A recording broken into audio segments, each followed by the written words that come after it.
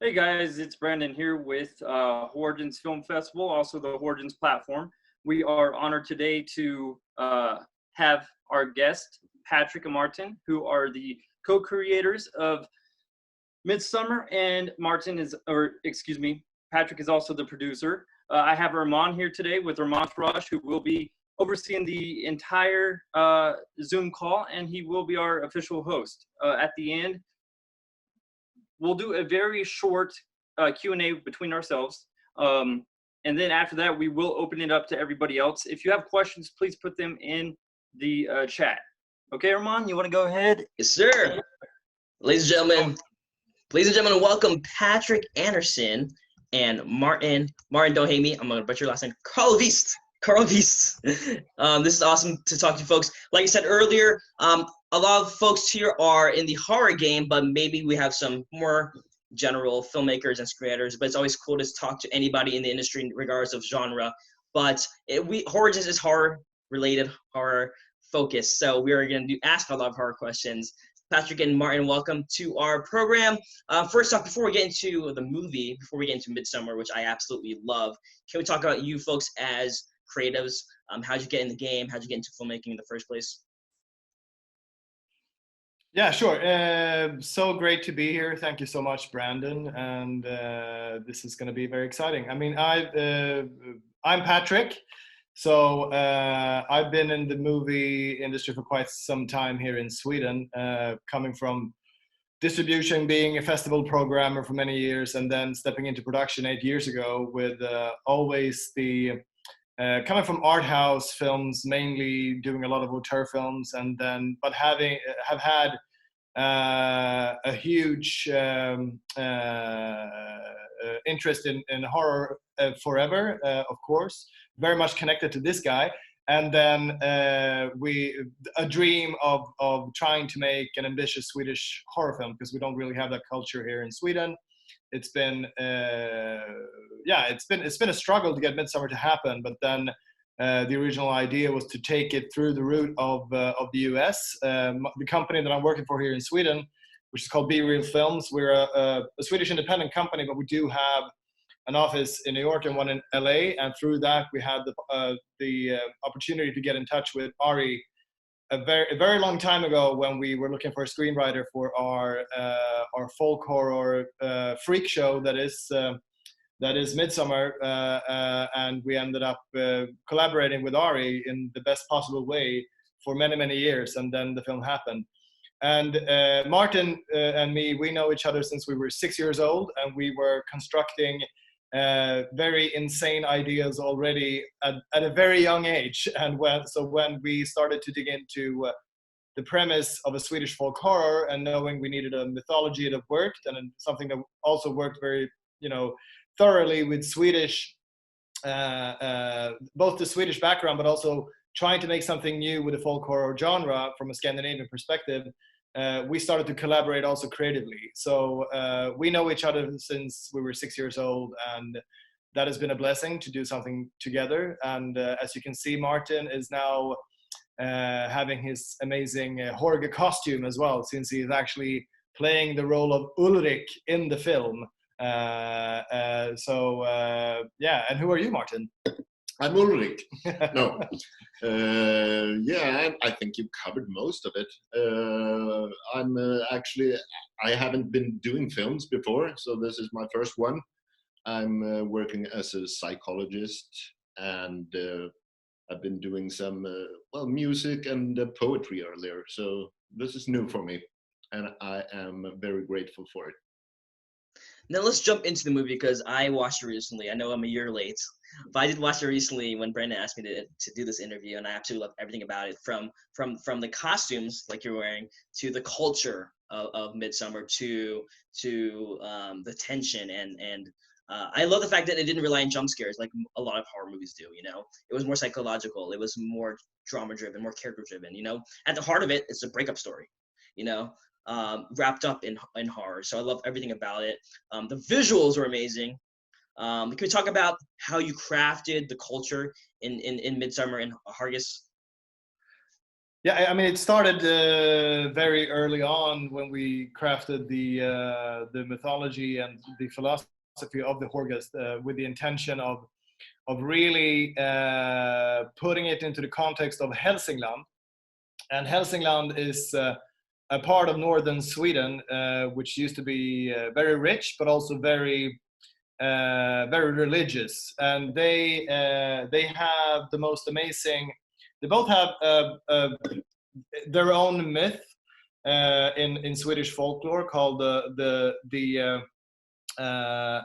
which is connected to Horga actually, which is basically the Swedish equivalent of the legend of the Pied Piper. So it's basically the unprotected village that doesn't manage to protect themselves from evil powers with the symbols of the time. This is back in the early 19th century, and so they get a musician that enters the village and manages to get all the teenagers in a trance, and they dance themselves to be skeletons. So they dance themselves to death up on the mountain of Horga.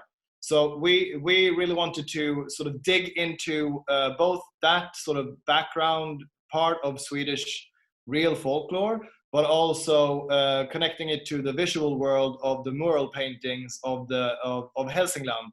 Because these were very rich farmsteads. They were selling a lot of wood and a lot of linen, and they were very religious. So they had the most amazing crafted farmhouses and farmsteads. And in the more festive part of that, they had big ballrooms that were all decorated with amazing folk art. So the inspiration to all the amazing art in the film is coming very much from the actual folk art of from Hälsingland, but making it, telling it another story than the biblical stories that are being told in the real farmsteads, of course, because we wanted to connect this to something different, to the pagan background of our Swedish real midsummer traditions. We have a very infamous, now even more infamous midsummer tradition here in Sweden. I'm sorry to say that this is really this is really messed with the connotation of the loveliness of the midsummer traditions here in Sweden. But we have a Swedish midsummer tradition. It's basically as big as the national holiday, the national day of Sweden, I would say. And it's taking place in connected to the midsummer solstice. And it's an amazing magical night, and kids and families are doing tons of fun stuff and dancing around this maypole and doing all kinds of games and collecting flowers, and then we all get the adults and the teenagers get very, very drunk. But it's definitely connected to an old pagan ceremony, and not many Swedes know how the hows and whys of what we're doing. So that was an important premise when we started to construct the universe and the full basis of the Horgas and the film. So I guess that summarizes it a bit. And then there are tons and tons of inspirations that we're taking into the context of the Horgas, the visual world of the Horgas, the costumes of the Horgas, the fact that we want them to go from very from very plain white to be even more and more lush and rich towards the end of actually what happens in the film when we have the big fire temple happening. It's actually the midpoint of the midsummer celebration. So it's on the 4th day. Since they have a 9-day festival, this is actually the midpoint. But it's we really wanted to have an arc in the costume design, and and lots of the inspiration is also coming from some sort of idea of making a nightmarish version of the anthroposophical movement, which is kind of big here in Europe, and also an idea of connecting human culture to nature and knowing the balance therein, and how a culture would need to adapt in order to maintain that balance, and that would be the premise of the Hargas and why they need to do what they're doing, and a way for us to be introduced to this cultural world and hopefully falling in love with it. That was also a very important aspect. Someone is running off. No worries, no worries. Careful, folks. You never know what Coachella is going to turn into in the next few years. No, I'm kidding. Why do you feel that this movie connected to a vast audience? You know, it was more than a cult classic. It's actually like a lot of people loved it from a mainstream perspective as well. What do you think it is that attracted people to the film? You want to go ahead? Well, yeah, I think it's. I mean, from a kind of a psychological perspective, at least. I mean, the ambition was to shake people, to rattle people more or less, and that can be. I mean, that can be a scary thing, but it can also be kind of an exhilarating thing. So hopefully that can attract viewers that aren't necessarily horror buffs. Absolutely, and I also think that, you know, the way we always approach this and why it's been such a massively amazing collaboration with Ari was that we really wanted to make something different and really have an artistic take on the genre and try to do something new within the folk horror. So that's why, I mean, it's a psychedelic relationship drama in a folk horror framework, so to say. So this has made it. I mean, it's made it quite marketable because it's such a visual feast. So people have been intrigued to see it. But then I think it's a lot of people that actually sees it.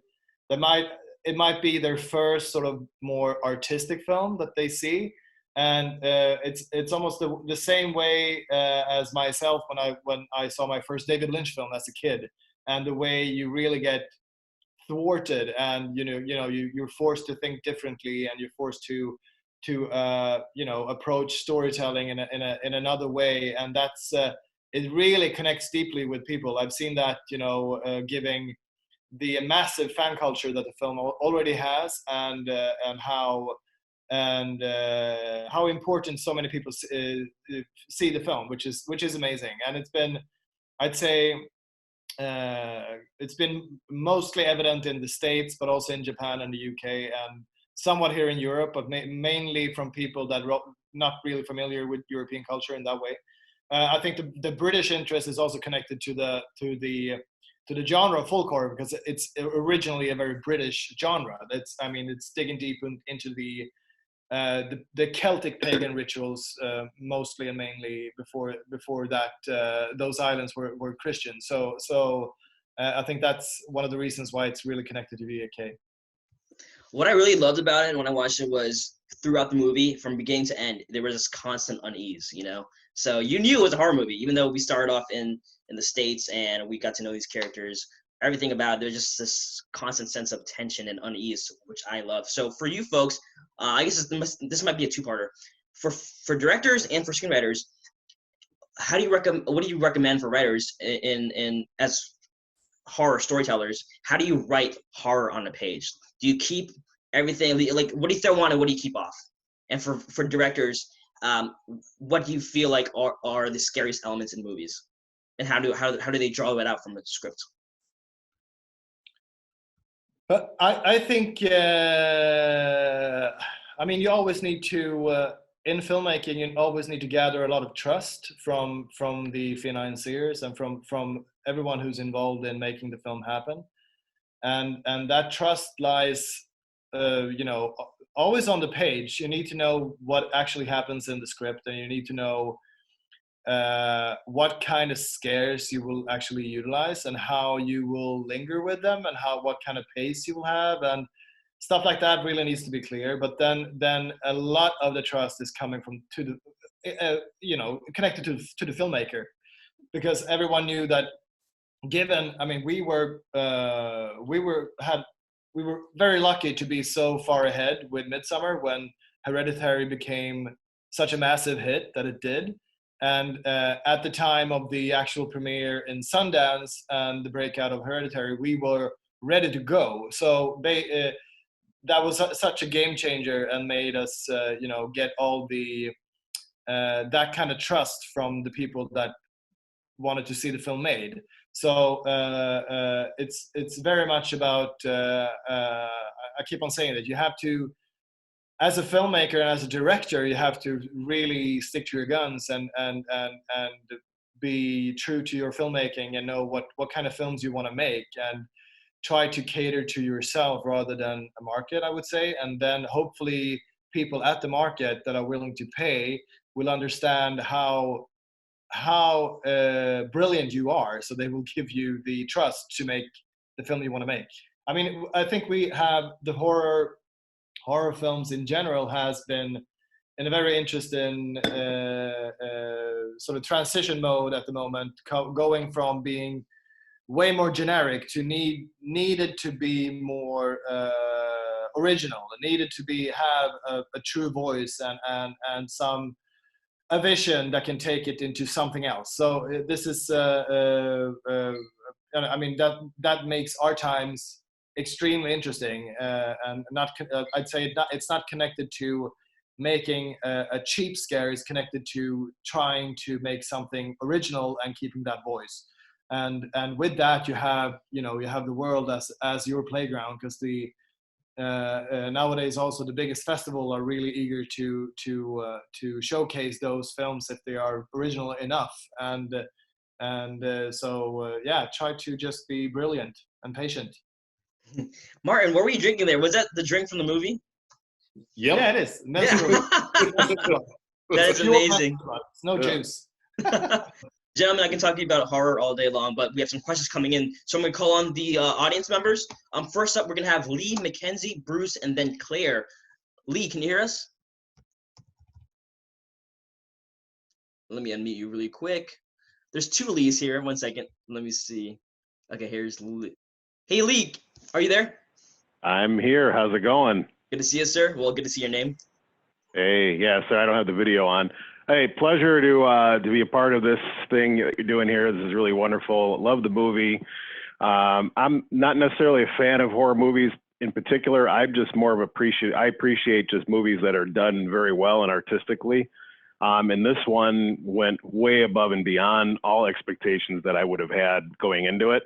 In fact, I didn't watch anything about the movie prior to seeing it, which made it even better because I had no idea what was coming, and I loved it. And anyone that I advised this movie, any of my friends that I advised to watch this movie, I just say, don't read anything about it, just watch it, and you'll love it.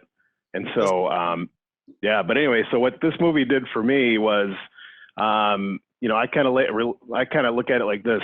So, what Jaws did for me about going into the ocean, Midsommar did for me wanting to attend Midsommar in Sweden, basically. It's probably a good analogy. But my question is that in the director's cut, which I watched, which is really, really lovely. If anybody has not seen it, it's something to seek out and check out because it's pretty awesome. There's a scene in there that was completely cut out in the final cut, which was the river ritual scene. And at the end of that scene, there was a little revelation that Danny had imparted on Pell about, them being, like a place where there's a cult, where all these people are part of a cult type religion.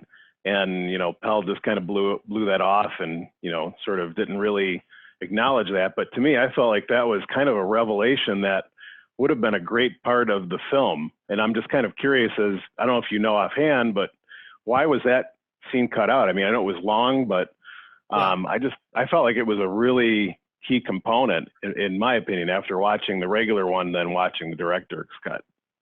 No, true. I completely agree. It really, we really miss it in the theatrical version, and it also gives you an idea on what happens to Connie, for instance, which is just quite mysterious. I love the way Martin blends into the world right now. There you go.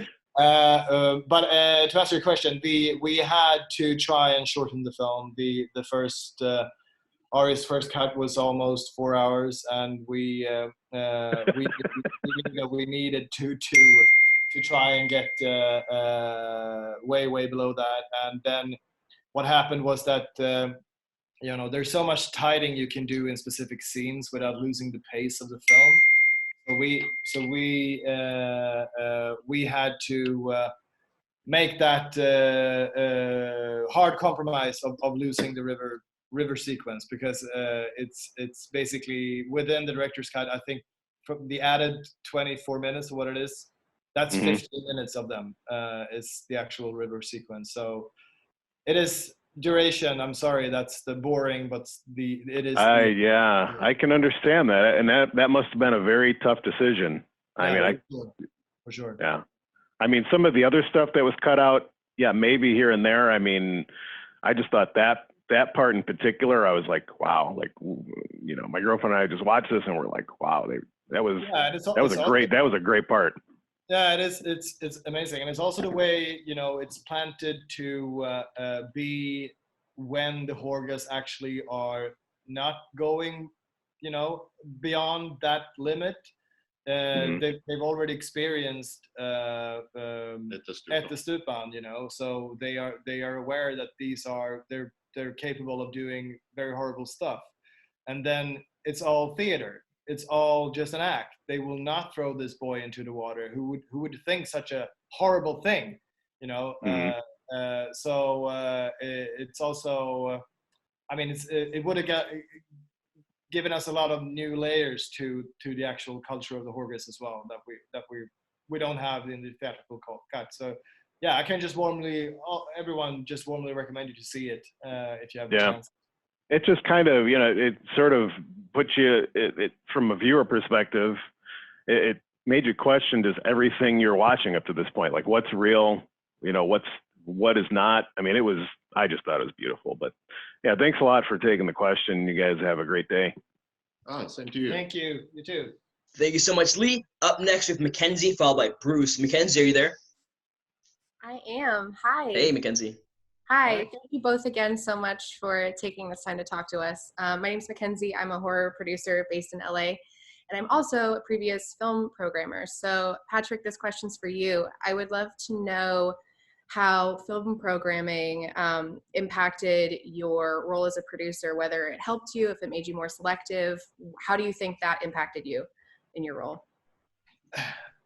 It makes, it's both good and bad, because being a festival programmer, as you know, you screen so many films that and as a producer, it's almost good to not know how many films are out there, because you really need to trust the idea and what you're developing and the film that you really want to see come true.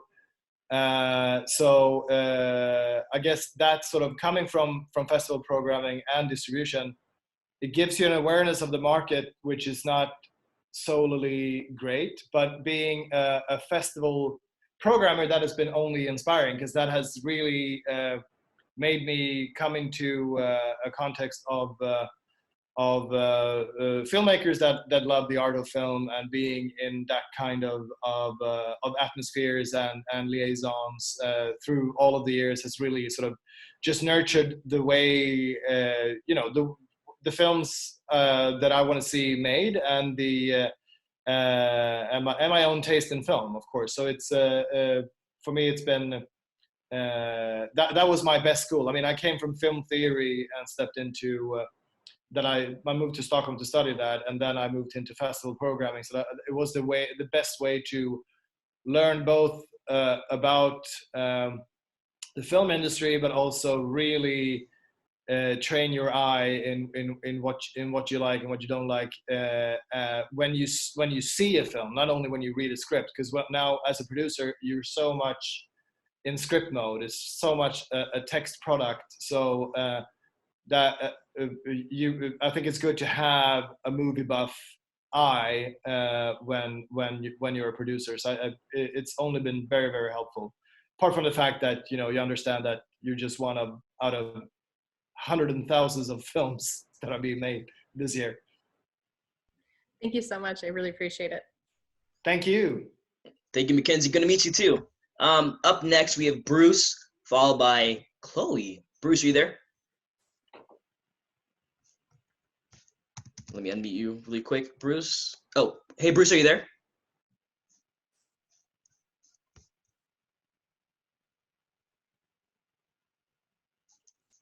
No worries, we can go back to Bruce later. Let's do Claire next, followed by Jaroslav. Claire, are you there?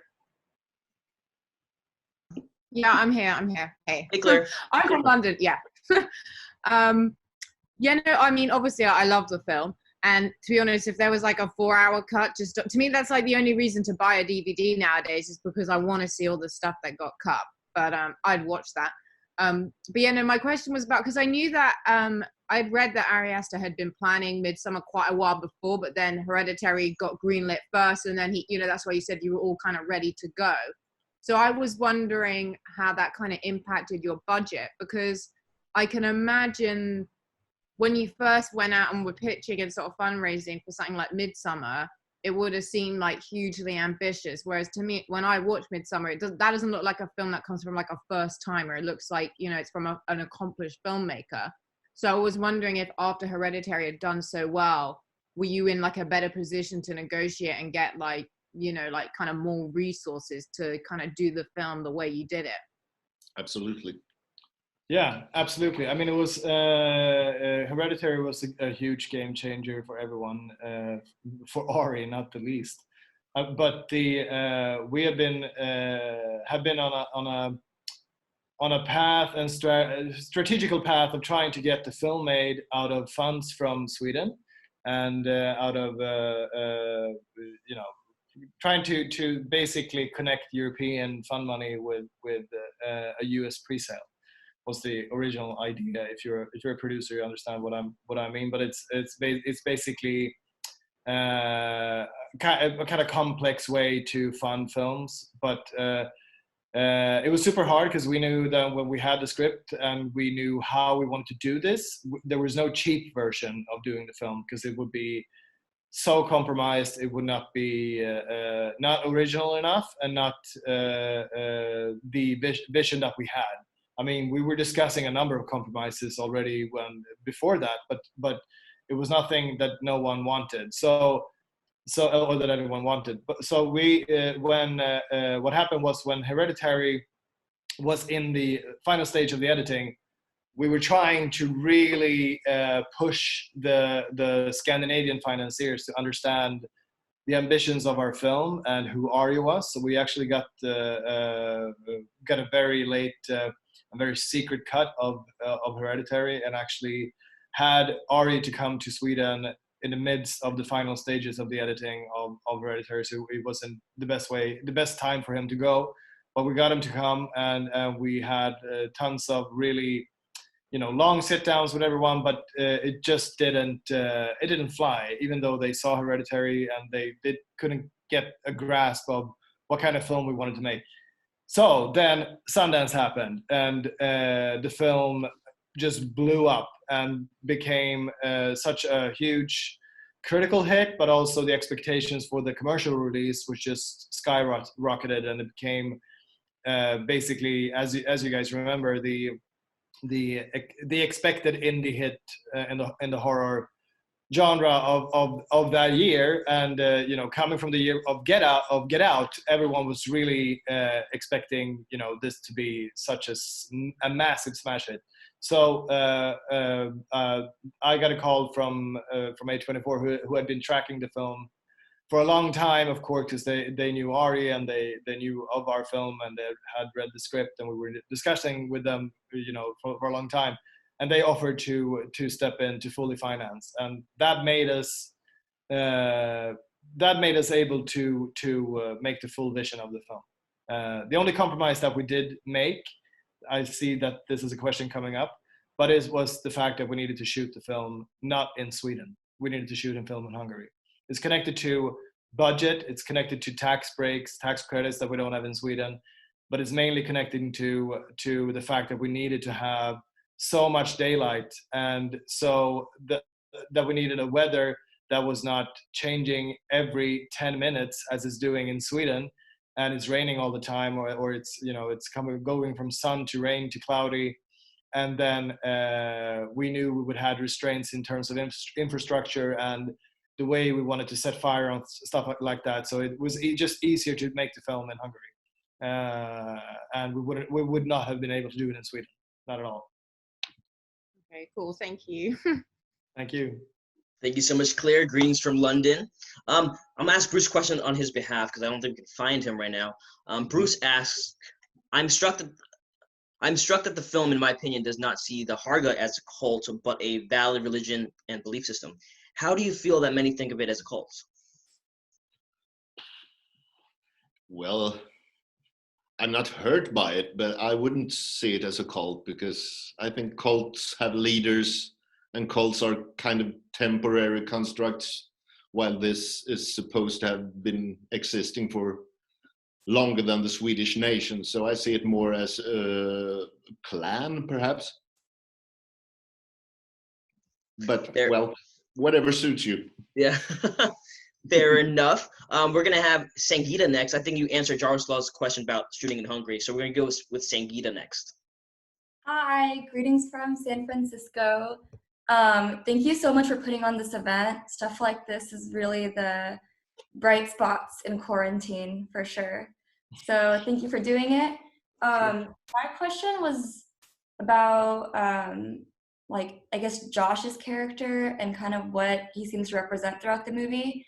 I remember I found it really interesting when I was watching that, something horrible would happen and the audience would think it was horrible and we'd all gasp. And Danny, who I feel like is the closest to the audience in her feelings, is also horrified. And then Josh and Christian and maybe Mark too are all well, from an academic sense, it's okay, and they're their own culture and we have to respect it and we need to be nice about it, even if it's horrifying. And I kind of made connections between that and what I see going on a lot in the world now. People don't understand each other's cultures. So even if something horrifying is happening, we leave it alone because we're they're on the other side of the world. I mean, they probably know what they're doing. And I was just wondering if that was on your mind when you were making the movie, because it kind of seems to be going on throughout. Scarier and scarier things happen and Danny's the only one that gets it. Yeah. Or if this is just a audience interpretation. I think it's both. I mean, a film is always interpreted by the contemporary space that it's actually being released in. But definitely, the construct of having Josh and Christian and Pelle, for that matter, and Mark to be anthropology students, that was the way that sort of their interest, the academic interest, would stand in the way of better judgment of just getting the hell out of there. And also the competition. Exactly, and the competition. But the to your question, I think definitely what we're playing a lot with is aesthetically and as an idea is national romanticism, which is it's coming more and more in sort of the on the global all over the world, connected to political movements and just people trying to understand old traditions and not really connecting that they might be that they themselves might be imported from something else, and it's just a construction and the kind of way that works. It was also very interested in the contemporary political space to play with that, and which was also the reason why the folk horror films got so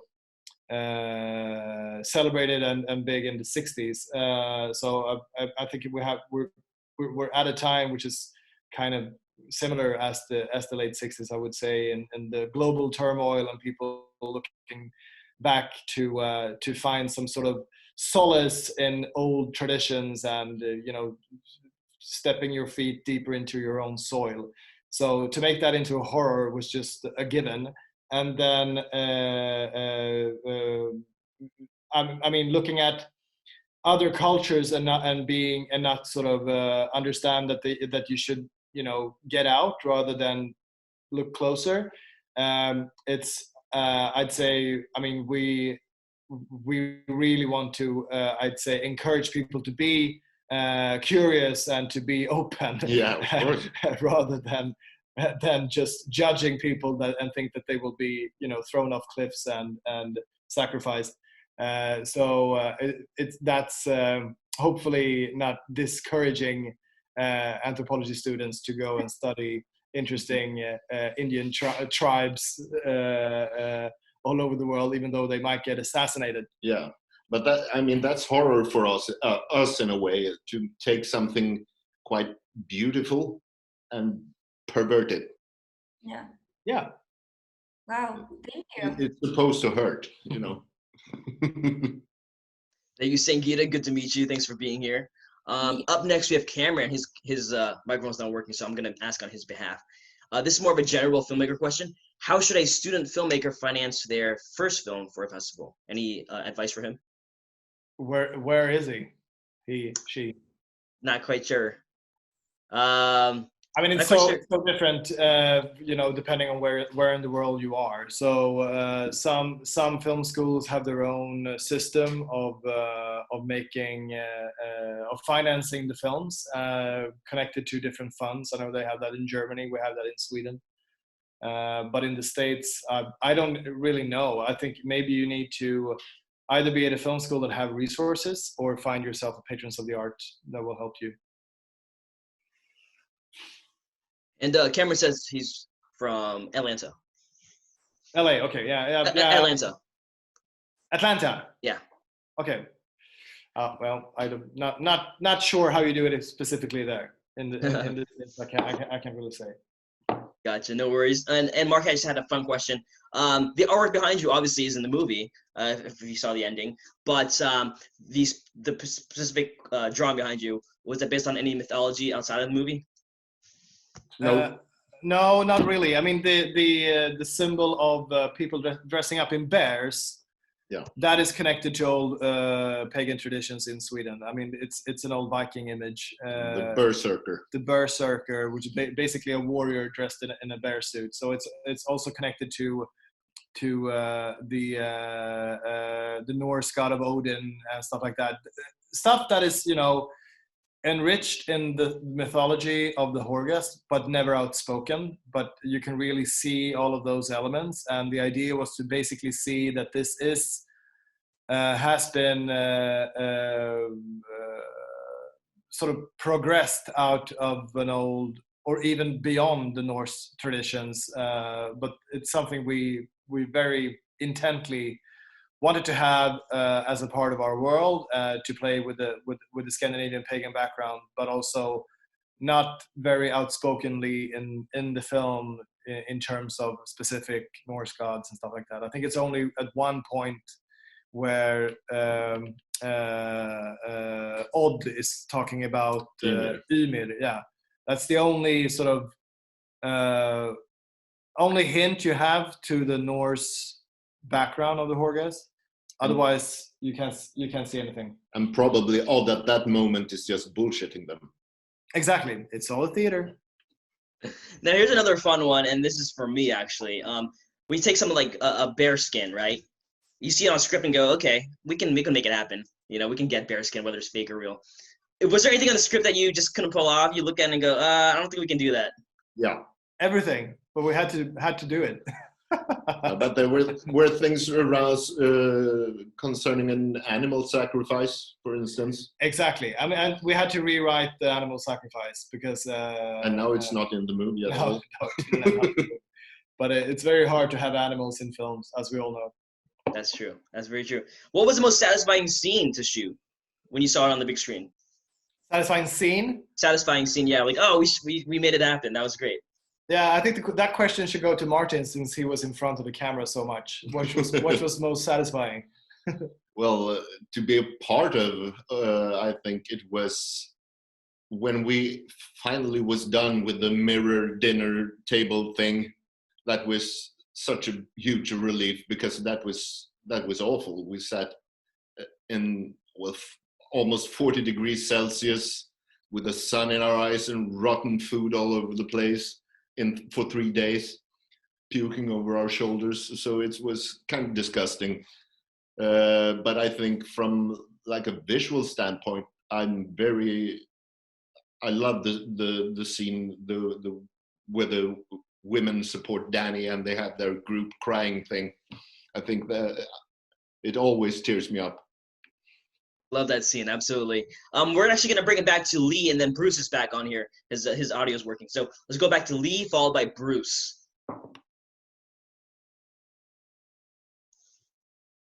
No, Lee, I can ask a question for you actually. What was the pressure like with filming almost until it was released? I know the turnaround was pretty small. So what was the pressure like with filming until it was released? Filming and doing all the post, you mean? Yes. I mean, it was crazy because the original plans was to release the film in August, and then it got pushed up to June because it was a sweet spot for the release, I assume, but also since it's closer to actual Midsommar, so it made all the sense. But that really put a lot of pressure on reaching the end of the edit and making the final film, because the first press screening we had, which was 2 weeks before the premiere, was in New York at the Alamo Drafthouse, and that was a cut that Ari was still working on 2 weeks before the premiere. So I mean, sometimes it's good to not wait too long, because just get it out there, and see what people think. But it's also kind of crazy to not have any breathing space between locking a film and presenting it to the market the way this was presented. But it was really exciting, I must say. Now, Bruce was here earlier, but we actually asked this question on his behalf, but he hopped out in an accident. But he's back on here, so we're gonna bring back Bruce to ask this question. All right, can you hear me now? Am I coming? There. Yeah. Hey, Christopher, love it. hey guys, it's so awesome to be able to do this. First of all, this movie was my favorite movie last year, bar none. Love it. And so much so that my kid and I had to make the bear in a cage just to let you know. Oh, nice! You made it yourself. We had to. You couldn't get it from A24. So that was our little project.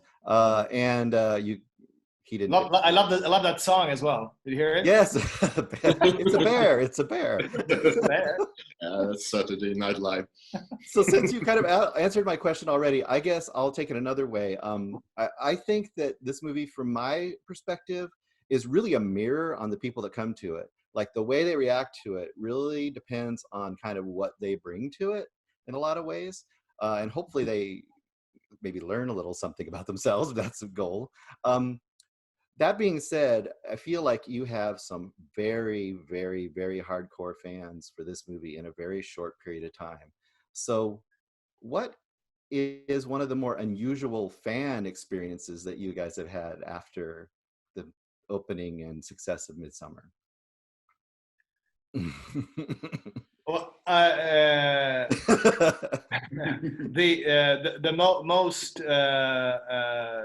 the fan stuff that I've seen have been mostly just following the hashtag of Midsommar on social medias, and then you can basically see a lot of the fan art and a lot of the the cosplays and the Horga traditions coming up. And I think some of the craziest ones that I've seen that I just love was they had made a sieve piñata that they were hitting with the big mallet? Mallet, yeah. And that was actually happening like the opening weekend in LA. So I don't know if it was a part of the marketing stunt or whatever it was, but I don't think so, because I would have heard about it. And but I loved that. I also loved the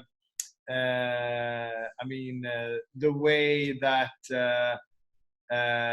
sort of dressing up as the May Queen and boyfriend in a bear suit, that became like the Halloween go-to costume thing to do, was so amazing. But all the sort of the crowning of that one was the fact that I got an email from the actual the library of the Academy, of motion pictures that had their own Halloween party, and the winning couple was actually dressed as Danny and Christian. So I mean, it just says so much about how big this film has become, and it's so much fun to also chase after sort of the unofficial merchandise that is out there, and all the lovely pins and all the inspiration they have from the mural paintings. And did it surprise you? Did it surprise you to have that level of iconic response like within a year? It's just coming up on a year, and it's become an iconic movie to people. Yeah, no, definitely. I mean, this kind of impact, I don't think anyone could have predicted for the film. It's just amazing. I mean, it's hit something in popular culture and in the contemporary world we're in. And I can't really make the analysis of why, but it's amazing. People are feeling held. I think that's what it is, right? And I'm extremely grateful that we were able to make this happen in 2019 and not 2020, because we would have just postponed the film to infinity. So, thank you so much, guys. Thank you. Thank you, Christopher. Thank you so much, Christopher. We're gonna bring back to Claire. Claire wants to know, because I know a lot of us, not to say a lot of, but I think a good chunk, maybe 30 minutes was cut from the original, right? So how many days did it actually take to film the entire movie? 16 or something? No, it's actually 44 days. I think it was, or maybe 46. It was 40 days shooting in Hungary, but it was and then it was some extra shooting days in the States. So it was a short amount of time, but we were in Hungary for a long time. Yeah. During all the pre-production and the building of the village and everything. So. And Aaron wants to know, will the longer cut be made available in the US?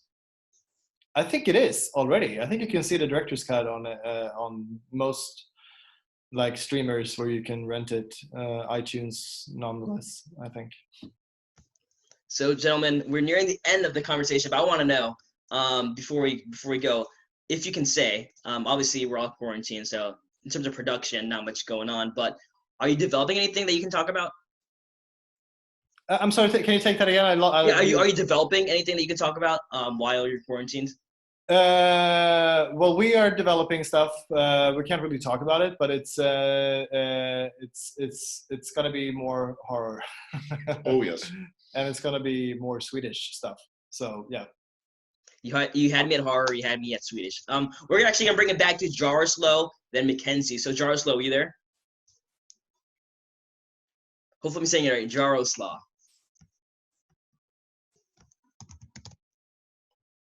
No microphone for Jaroslav. Oh no microphone. Okay. Jaroslaw asks, it's a long one. If I can find it. The murals, I first saw them in Seventh Seal and was amazed how comic book they look, or they are. And I love how they are so important in Midsommar. Did Ragnar Persson Ari Aster's choice or yours, or is there story behind him? It's actually our production designer's choice. Yeah, it's there was a Swedish production designer on this film called Henrik Svensson, who's an old friend of mine, and he was a very early part of the project and the development of the entire film, and specifically the artistic world. But the idea of using the murals, the Hälsinge murals from Hälsingland, that was it. That was in the concept that we developed. So the actual murals that you see are more inspired by those very specific folk art of Hälsingland, and the ones in Seven Seal aren't that geographically specific. So Ragnar Persson, who's an artist here in Sweden, he made his interpretation of the imagery and the style of the murals up in Hälsingland to develop what's in the film. So it was very it was a connection made from Henrik, and then of course spitballed between everyone. But and Ari just loved him. So he is a very Swedish component in the film, a very important Swedish component. Thank you so much for asking, Jaroslav. Up next, we're going to bring it back to Mackenzie and then have Davis on here. So Mackenzie, you're up. Hi again. So I wanted to also ask a question specifically related to Midsommar, and I'm really interested in how Ari Aster explores female characters within his films. I find it really interesting how he adds nuance to sort of the female experience within his films. So I was curious if there was a symbolic reason that the protagonist of Midsommar ended up being a woman, and in the concept of the other, with sort of the paganist sense and the cult-like sense, exploring the sexual experience of women in this cult. If there was more of a conscious choice to make the protagonist a woman in relation to the other. Yeah, that was planned from the very start, I'd say. Much because we haven't seen that as much. So we find that area isn't that explored. And also because, I mean, from the beginning it was you and me, and we didn't want it to be a boys' club. Exactly. No, you Am I fading out? You're fading out. Yeah, exactly, and I agree that Ari's writing in terms of female characters are really quite amazing, and you can see it already in the script of Hereditary, and how deep he goes into his character work, and as he was coming into the world of Midsommar, he was coming from a really tough breakup. I mean, this is private things for him, but I know he's mentioned this in other interviews, so it's no secret. So he was basically applying his experience of being on the losing end of a relationship to the character of Danny in this film, and going all the way with that, and having a protagonist who we are experiencing in the film, and it's almost like the betraktare, the beholder.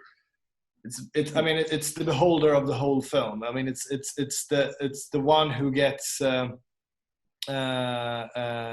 one who we connect with immediately in the film through the trauma of the what happens to her family. And her sister, and then as we come to Sweden, and the very complicated relationship she has with Christian, she is the one that goes on a bad trip. She's the one that we start to have sort of the psychedelic viewpoint from on everything that is actually happening. She is the one that basically witnesses everything, and then as the film becomes even more, when the film becomes psychedelic in itself, we are just hopefully then connected to Danny as an audience, and will experience what she is experiencing. So that, I think that was the whole artistic idea of having this character sort of lead us all the way through it. And then it's definitely more interesting to have a female protagonist coming into this this pagan, there's no leader, there's no real rules. They try to be, they try to be very much defined by nature, and which makes it hopefully you would be more open if, as an outsider, if you're Danny at least. I mean, if you come from that background, but also I think it's connected to her being female rather than in the boys' club. So that we have so many of. Yeah, it feels a little like it's more of an egalitarian society with sort of feminine undertones. I wondered if, related to my question with like the concept of mother, maiden, crone, if that was something that you considered, if you're even familiar with that concept, if that was something where you wanted to embed feminine energy within this structure in general. Yeah, now you have to educate me. The mother maiden crown? Yeah, it's basically the concept of like 3 stages of feminine roles in the sense of a greater historical concept. So sometimes it comes through in religion, it comes through in more medieval type storytelling, but it's also has a history with a Native American background. But I know sometimes it's sort of a concept in exploring female energy, and I was curious if that was a concept that was brought to the table or if it came out organically.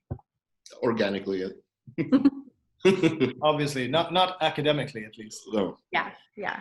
Well, thank you. That was really interesting to hear the background of it. Thank you. Thank you, Mackenzie. We're going to do Davis, Alana, then bring it back to Lee, Claire, and Cameron. Davis, are you there? Yeah. Hey, Davis. Hey, thanks for being here, guys. I know you talked about like when you were trying to get Midsommar started, and you showed producers like a rough cut of Hereditary, and you talked about that, and also like sticking to your guns and with your vision. I was just curious, are there any ways that you would love to see proofs of concept other than just in the script format, because I imagine as a producer or anyone in the industry, there's a lot of scripts, there's a lot of concept trailers, anything like either a different medium or just different ways within the mediums to set the script apart, basically. No, I think it's always helpful to have proof of concepts, I would say. But it all depends on what you can read out of the script. But I don't know if it's a straight answer to your question, but I definitely think a proof of concept helps to sort of paint the visual picture, at least, of what's expected out of the read. It's something we work with all the time when we work on new ideas. We try to make sure to have something that gives it a visual presentation as well, rather than just having the script format, because it's sometimes you need that help, or you always need that help. Even how experienced you might be as a financier, you can't get your head around how this film will actually look unless you present it to them. Gotcha. And it was super helpful with Midsommar because we, of course, had our production designer with us so early, and he did such an amazing work very early on to sort of get all of our crazy ideas down on paper, and then he made just a Bible of everything, of the entire film. So we basically just showed everyone this Bible, and they would understand the film we wanted to make. But then they were still hesitant, but which in Sweden, which is only connected to our lack of culture of dealing with horror films. So they couldn't really put it into context and understand what we wanted to make. So I guess we were bad at pitching it. You're probably way better than me, so but thank you, that really does help. I especially mentioning it as a Bible to have, that's really cool. Thank you. Thank you. Thank you so much, Davis. Gentlemen, we have a few more. We're going to go ahead and do Alana next, and then bring it back to Lee, and then Cameron and Henry. I'm going to ask their question, a combined question, if you will. So we're going to do Alana next. One second here. Hey, Alana, are you there? Does my microphone work? There we go. Yes. Okay. I'm so sorry. I didn't know I had a working microphone. You good? Okay. I just was wondering if, I know Pele obviously handpicked Danny to be the May Queen. So I was wondering if he also had a hand in what happened to her parents at the beginning. Like, was it that predetermined that she was going to be part of this? I love that question. Mm-hmm. What do you think, Martin? Well, it wouldn't surprise me. I don't think we're gonna answer that question. I didn't think you would. I love that question. Awesome. Thank you. Thank you. Thank you, Lana. We're gonna combine Cameron and Henry's question. It's two-parter. Hopefully you don't mind that. What is your opinion on the future creative needs of the horror genre overall in 2021 after COVID? But also, how will COVID impact low-budget horror productions? I can only say that from the Swedish perspective in terms of the second part of the question, because we're still shooting here. I mean, we're currently very unwanted in the rest of the world if you're Swedish, because we had a different COVID strategy. We didn't quarantine. Basically, we were just recommended to avoid people, and we're pretty good at that. Yeah. So it was a good strategy. But then, that means that we are still shooting both films and TV series here. We're not shooting abroad, so projects that would have needed, other locations than Swedish will have been postponed. And I think the same goes for lots of shoots in the States, that they're basically being postponed. The shoots are, though, heavily regulated right now, so you have to wear masks, you have to be a maximum of 50 people. There's a lot of dressing up team members as extras for specific scenes when you need to have more people and stuff like that. But it's actually working out quite fine, and the industry here in Sweden hasn't been on a standstill. It's been ongoing, which has been good. And then everyone is very no one knows what's going to happen to theaters and when they will reopen, and will people be, will they be back into theaters, and will they be watching cinema in the way they did before COVID-19, or at least how long will it take for everyone to get back to normal? And I guess time will tell. And I don't think hopefully horror films would not be too affected, because there's still a huge market also in the smaller art house cinemas that are still open for business, and also among the streamers that they really love it. So as long as the sort of festivals and streamers are ongoing, I think it's a great way to get great low budget horrors out. But I think it's a huge question marks in terms of the bigger scales, and when actually the market will be back to normal. I have no idea. I just know the Swedish cinemas are connected to the American market, of course, because everyone is waiting for Hollywood strategy. So when Hollywood is back to normal, Sweden will adapt quite soon, I think. So hopefully by the Christopher Nolan film, something will happen at least. Tenet. Tenet. Very good. Thank you so much, gentlemen. We're going to go ahead and do Lee to wrap things up. So Lee, you want to ask the last question?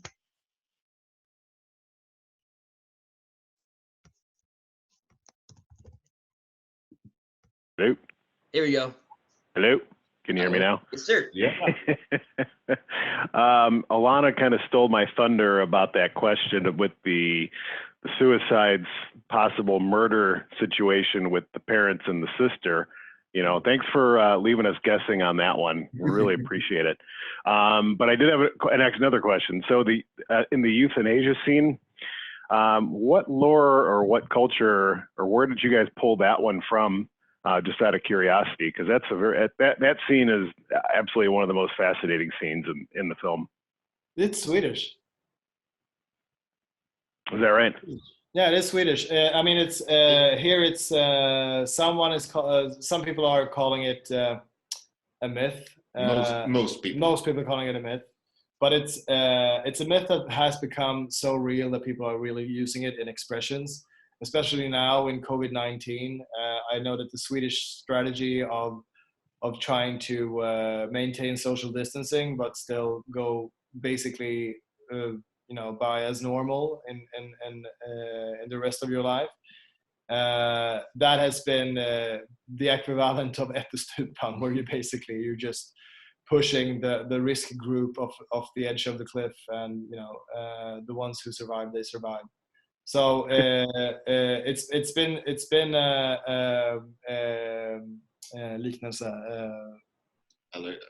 Yeah, an allegory for the way Swedes deal with our elders for a long time. But it's coming from Swedish myth. And it's also kind of a pun on the Swedish suicide statistics. True. Which are supposedly high. They aren't, but well, according to myth, they are. Cool. No, this is great. Thanks again, guys. Have a great day, and see you soon, hopefully. Yeah, thank you. Thank you so much, Right on. Lee. Thank you so much for your question, Lee. Also, folks, don't forget when we finish the Q&A with Patrik and Martin, stick around on Zoom for more networking because we have folks from all over the world here for this interview. So please stick around for networking with each other. Gentlemen, before we go, I would love to know, it's something I like to ask our Zoom guests is, we're all quarantined right now, so much going on in the world. Creative people, our minds might be elsewhere rather than creating and developing. So what is an inspirational message you can leave with us in terms of like how to deal with quarantine, how to stay creative, how to stay passionate and motivated during this time?